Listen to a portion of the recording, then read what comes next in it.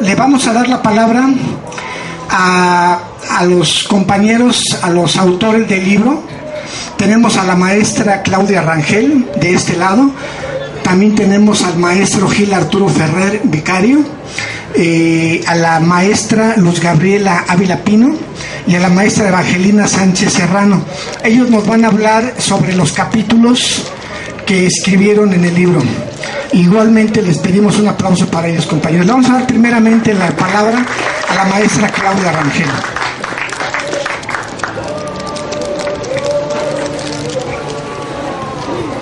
Muy buenas tardes a todos y a todas. Gracias por estar aquí. En principio quiero agradecer al colectivo Minsk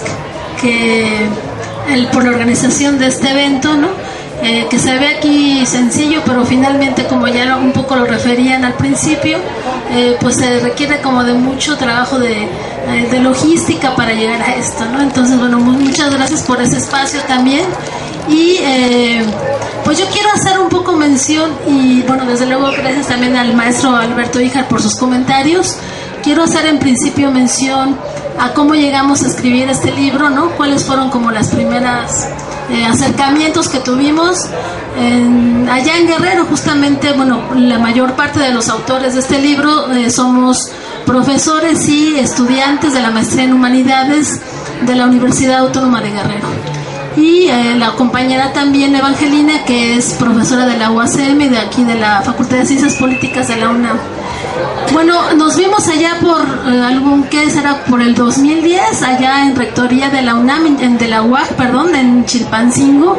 Y Gil, el compañero Gil Arturo, estábamos también Eva y estaba yo, y decíamos que debíamos hacer un libro, ¿no? En homenaje a dos personajes importantes, ¿no? En principio a Carlos Montemayor, que ya se refería aquí el maestro Híjar, y a Andrea Radilla, compañera nuestra en la Universidad Autónoma de Guerrero. Yo conocí a Andrea cuando llegué a la universidad hace ya 11 años, y ella me propuso hacer una investigación sobre desaparición forzada en México en la década de los 70, en Atoyac, ¿no? Particularmente.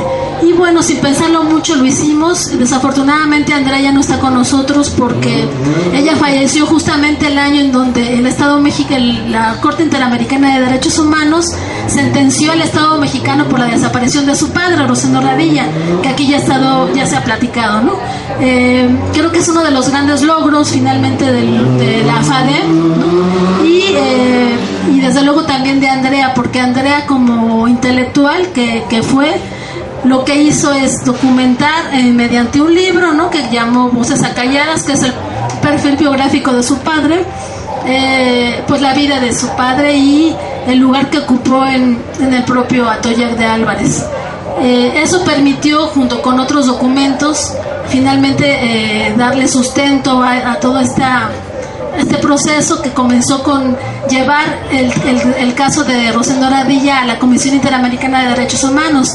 La comisión hizo algunas recomendaciones que, sin embargo, no fueron escuchadas, como suele ocurrir por el Estado mexicano, y entonces se decidió llevar este caso a la Corte Interamericana. Y fue justamente en el año 2009, en noviembre de 2009, cuando se da la sentencia contra el Estado mexicano. Una semana antes de esa sentencia falleció Andrea Radilla. Yo siempre quiero pensar que ella sabía que finalmente se iba a dar esa sentencia, pero desafortunadamente por la vida que llevó, de ese dolor interminable que viven quienes tienen algún familiar desaparecido, es decir, la vida antes y después de una persona, después de tener a alguien desaparecido, no puede ser la misma. Y eso ocurre en todo Atoyac de Álvarez, en la sierra, y es algo que finalmente ha sido muy invisibilizado por el Estado en principio, pero también hay una especie o una suerte de, como digamos, de amnesia también de parte de la sociedad mexicana, que no se ha preocupado y no se ha sensibilizado con respecto a estas desapariciones forzadas del pasado, ¿no? Y creo que esto que ocurrió en la década de los 70, que como bien decía Julio, pensamos o tenemos la hipótesis que es que la estrategia del Estado de carácter sistemática para desaparecer personas comenzó en 1965 justamente en el marco del asalto al cuartel Madera y continúa de manera permanente y soterrada hasta la fecha. Esto quiere decir que durante 50 años consecutivos ha habido desapariciones forzadas en este país por parte del Estado. No es algo que ocurrió en los 70 y que luego en los 80 ya no ocurrió y vuelve a pasar cuando llega Calderón al poder con la llamada guerra contra el narcotráfico. Esto no es así, lo estamos documentando en una investigación que llevamos a cabo. Entonces creo que la dimensión y la magnitud del problema de la desaparición forzada en nuestro país es verdaderamente grave. Decíamos ya relativo a los cifras, ¿no?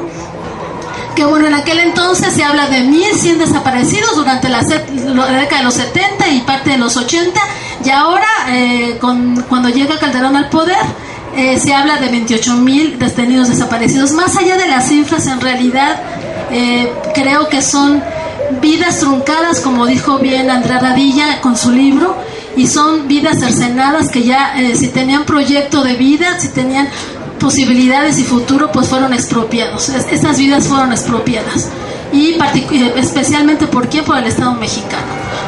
Desde luego el Estado mexicano de esa época, de los 70 al actual Estado mexicano, no es el mismo. Tenemos que decir que también hay particularidades importantes. Si aquel Estado se caracterizaba, digamos, por ser un Estado de corte populista, autoritario, paternalista, ¿no? Ahora estamos transitando, bueno, ya desde que llega Miguel de la Madrid al poder, pues a un tipo de Estado de corte neoliberal, por ejemplo, ¿no? Y hay una connivencia muy importante del Estado con el crimen organizado.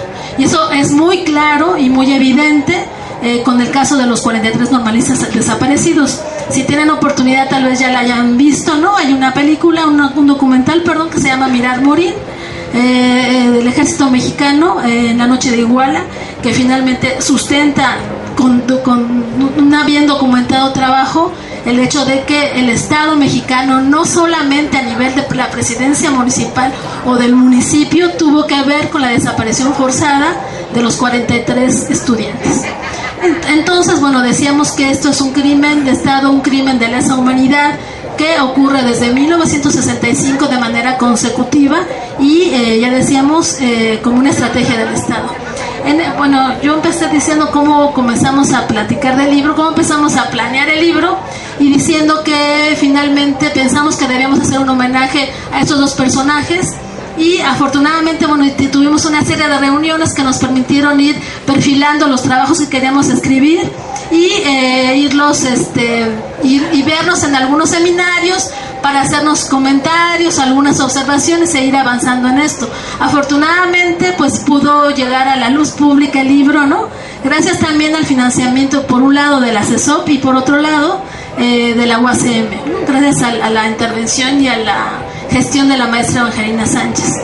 Y bueno, particularmente voy a hablar de lo que yo escribí en este libro, que ya también hacía mención el maestro Híjar. Hablo de la participación de las mujeres en la guerrilla, particularmente en el Partido de los Pobres, y después paso a otro proceso que es la violencia sexual contra mujeres y niñas. También hablo de hombres, ¿no?, que sufrieron violencia sexual por parte del Ejecutivo Federal, no, tuve un lapsus, por parte de los efectivos del ejército. Es que ocurre que sí hubo una violencia sexual una violación sexual por parte del Ejecutivo Estatal, ¿no?, de aquel entonces, que todos conocemos como una familia ya de raigambre, que son los Figueroa, que también hicieron o cometieron este crimen. Por eso no es tan lapsus, más bien creo que lo tenía por ahí pensado. Y entonces lo primero que hago, que desde una perspectiva de género, es pensar en cómo las mujeres decidieron o no participar en el Partido de los Pobres como combatientes, pero también desde luego como bases de apoyo. Lo que sí hicieron las mujeres, y eso es un trabajo muy visible, ¿no?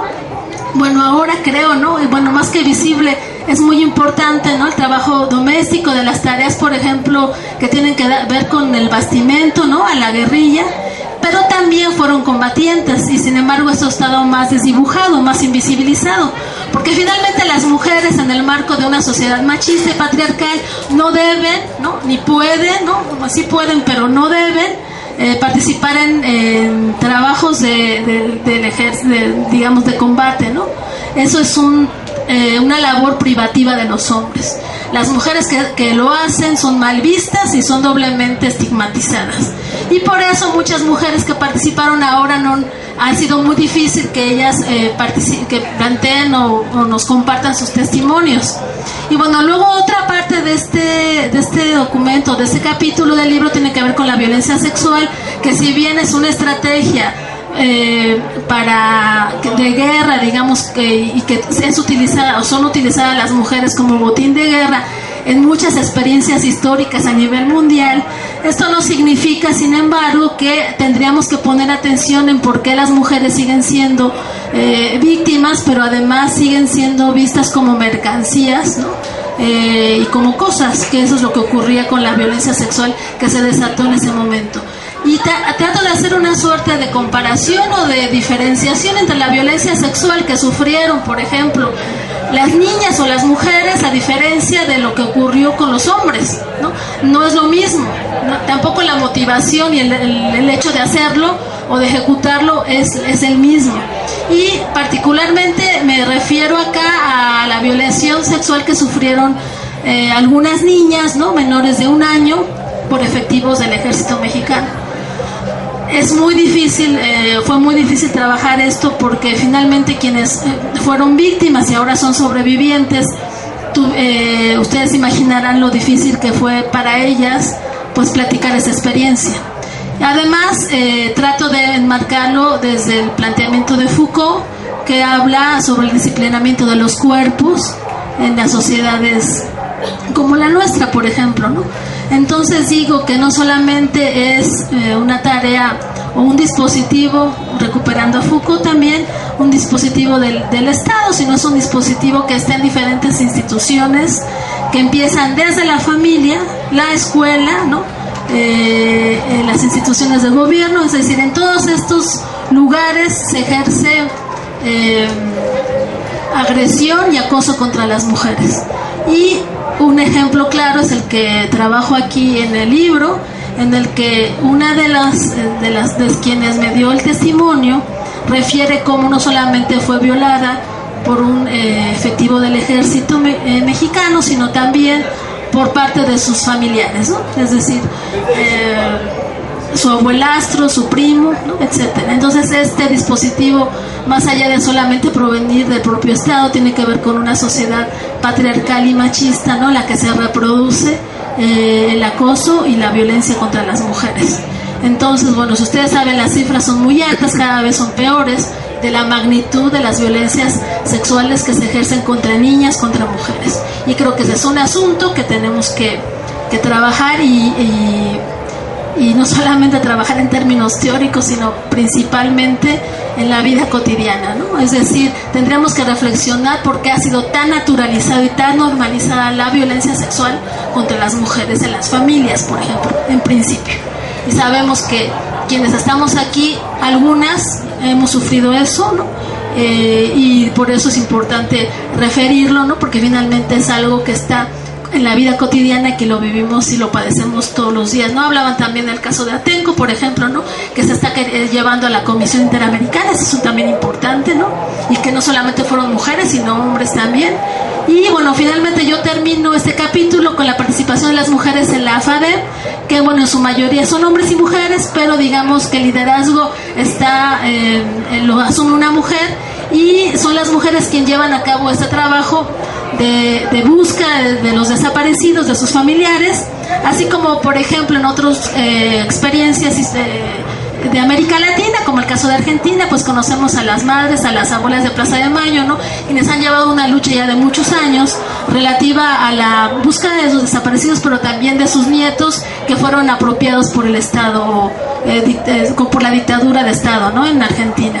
Entonces, bueno, creo que esto permite pues ir avanzando sobre temas que han sido muy invisibilizados, ¿no? Y que es importante comenzar a visibilizar y abordarlos, digamos, ¿no? Entonces, bueno, yo dejaré ahí mi participación y les agradezco mucho nuevamente que estén aquí acompañándonos, y también otra vez al colectivo. Gracias.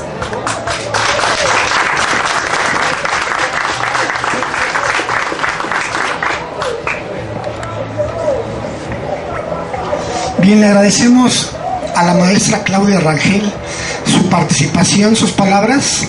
Ella es doctora en Ciencias Políticas y Sociales, es profesora investigadora en la Facultad de Filosofía y Letras de la Universidad Autónoma de Guerrero.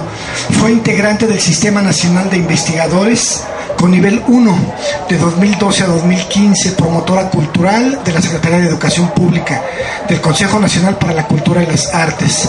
Investigación que tiene en curso. La investigación que tiene en curso es la violación sexual como delito de Estado. Disciplinar el cuerpo de las niñas y las mujeres desde el biopoder. La experiencia en Atoyac Guerrero en los 70. Publicación reciente es México en los 70, Guerra Sucia, Terrorismo de Estado, hacia una política de la memoria, con coautoría con Evangelina Sánchez, los retos de la justicia transicional en México y la reparación integral del daño, una tarea pendiente en Atoyac, entre otros.